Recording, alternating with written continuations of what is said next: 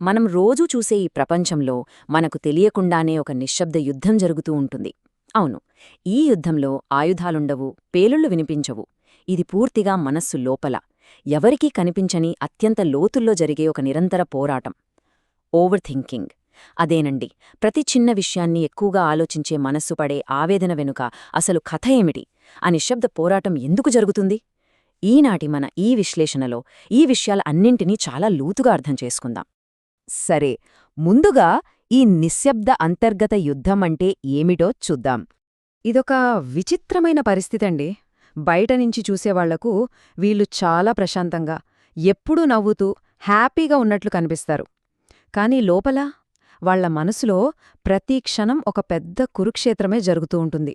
మీకు తెలుసా, ఇలా అతిగా ఆలోచించే మెదడు రోజంతా శారీరకంగా కష్టపడేవారికంటే ఎక్కువ శక్తిని ఖర్చు చేస్తుందట. ఎవరైనా ఒక చిన్న మాట అన్నారనుకోండి, ఆ ఒక్క మాటను 10 సార్లు 100 సార్లు రివైండ్ చేసుకుని మరీ ఆలోచిస్తారు. బయట ఎంత నవ్వుతూ కనిపిస్తారో లోపల అంతకంటే ఎక్కువగా గాయపడుతూ ఉంటారు. ఇదొక భయంకరమైన ద్వంద్వ స్వభావం.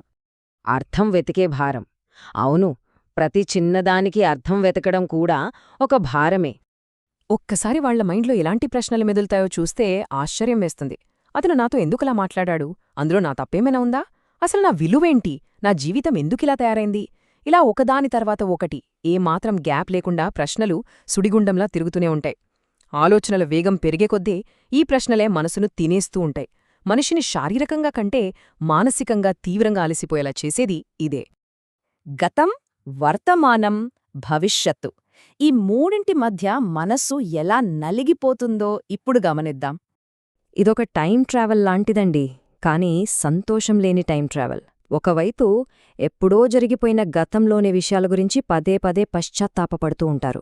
మరోవైపు అసలింక జరగని భవిష్యత్తు గురించి ముందే ఊహించేసుకుని భయపడిపోతూ ఉంటారు. ఇలా గతం, భవిష్యత్తు ఈ రెండింటి మధ్య జరిగే టగ్ ఆఫ్ వార్లో చేజారిపోయేది ఒకటే. అదేంటో తెలుసా? మన కళ్ల ముందున్న ప్రస్తుత క్షణంలోనే ఆనందం. ఈ ఓవర్ థింకింగ్ అనేది వర్తమానంలోని సంతోషాన్ని మనకు తెలియకుండానే దొంగిలించేస్తుంది. కానీ ఇక్కడే ఒక ఆసక్తికరమైన మలుపుంది. అదేమిటంటే, ఇందులో దాగి ఉన్న ఒక అద్భుతమైన శక్తి. ఎక్కువగా ఆలోచించేవాళ్లు ఏమాత్రం చెడ్డవాళ్లు కాదండి. నిజానికి వాళ్లలో ఉన్న అత్యంత గొప్ప లక్షణమేమిటంటే, వాళ్లు ప్రతి విషయాన్ని చాలా లోతుగా ఫీలవుతారు. ఎలాంటి కల్మషం లేకుండా చాలా స్వచ్ఛంగా ప్రేమిస్తారు. ఈ ప్రపంచాన్ని చాలా నిశితంగా అబ్జర్వ్ చేస్తారు. అయితే ఇదే వాళ్ల అతి పెద్ద బలహీనతగా కూడా మారుతుంది. ఎందుకంటే ఇంత సున్నితత్వం ఉన్నప్పుడు ఈ కఠినమైన ప్రపంచం వాళ్లను చాలా సులభంగా త్వరగా గాయపరుస్తుంది కదా. వాళ్ల బలాలను ఒక్కసారి జాగ్రత్తగా గమనిస్తే వాళ్లు జీవితాన్ని ఇతరుల కంటే ఎంతో లోతుగా అర్థం చేసుకోగలరు. ఎదుటి వాళ్లకు కష్టం వస్తే వాళ్లు మాటల్లో చెప్పకముందే ఆ కళ్లలోని బాధను ఇట్టే పసిగట్టేస్తారు. ఎవరూ పెద్దగా పట్టించుకోని అత్యంత సాధారణ విషయాల్లో కూడా ఒక అందమైన భావోద్వేగాన్ని చూడగలుగుతారు. కాబట్టి ఈ అతిగా ఆలోచించే మనసు ఏమాత్రం ఒక బలహీనత కాదు. అది అత్యంత అందమైన, రిచ్చైన అంతర్గత ప్రపంచం. మనుషుల మధ్య బంధాలను అర్థం చేసుకోవడంలో ఇదొక గొప్ప వరమని చెప్పాలి. మరి ఈ ఓవర్ థింకింగ్కి విరుగుడేంటి? అదే ఈ నిశ్శబ్దమనే పరిష్కారం. గౌతమ బుద్ధుడు చెప్పిన ఒక అద్భుతమైన మాట ఉంది. శాంతి బయటెక్కడా దొరకదు, అది కేవలం మనసు నిశ్శబ్దంలోనే పుడుతుంది అని. ఈ మాటల్లో ఎంత లోతైన అర్థముందో కదా. మనసును ఆందోళనల నుండి కాపాడుకోవాలంటే మనం తెలుసుకోవాల్సిన ఒక అతి ముఖ్యమైన నిజముంది. మనకొచ్చే ప్రతి ఆలోచన నిజం కాదు. చాలా వరకు మన భయాలే ఆలోచనలుగా మారి మనల్ని భయపెడుతూ ఉంటాయి. ఈ నిజాన్ని ఎప్పుడైతే మనం మనస్ఫూర్తిగా అంగీకరిస్తామో అక్కడి నుంచే మన ప్రశాంతత వైపు ప్రయాణం మొదలవుతుంది. మరి ఈ ప్రశాంతతను రోజువారీ జీవితంలో ప్రాక్టికల్గా ఎలా సాధించాలి? అల్లకల్లోలంగా ఉన్న మనసుకు ఆ కాస్త రెస్ట్ ఇవ్వడానికి ఇవిగో ఈ 4 సింపుల్ స్టెప్స్ చాలు. మొదటిది, మీ చేతిలో ఉన్న ఆ ఫోన్కి కాసేపు దూరంగా ఉండండి.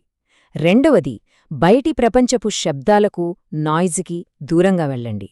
మూడవది, మీతో మీరు కాసేపు ఒంటరిగా గడపండి. ఇక నాల్గవది, పూర్తి నిశ్శబ్దంలో ప్రశాంతంగా కూచోండి. ప్రతిరోజూ కాసేపైనా ఇలా చేస్తే చాలండి. ఆ అలసిపోయిన మనసు దానంతటదే నెమ్మదిగా, కూల్గా ప్రశాంతమవుతుంది. ఇక ముగింపుగా మనమంతా ఆలోచించాల్సిన ఒక ముఖ్యమైన, సున్నితమైన ప్రశ్న ఉంది. ఈ ఎక్కువగా ఆలోచించే మనస్సు నిజంగా మన శత్రువా? ఖచ్చితంగా కాదు. దానికి పాపం కాస్త విశ్రాంతి కావాలంతే. ఆ మనసును నిందించడం మానేసి దానికి అవసరమైన ఆ నిశ్శబ్దాన్నిస్తే సరిపోతుంది. ప్రతి చిన్న ఆలోచనతోనూ మనం యుద్ధం చేయాల్సిన పనే లేదు. ఎందుకంటే ఓవర్ థింకింగ్తో అలసిపోయిన ఆ మనసుకు అన్నిటికంటే ఎక్కువగా కావాల్సింది అది కోరుకునేది ఒకే ఒక్కటి, అదే స్వచ్ఛమైన ప్రశాంతత. అంతే.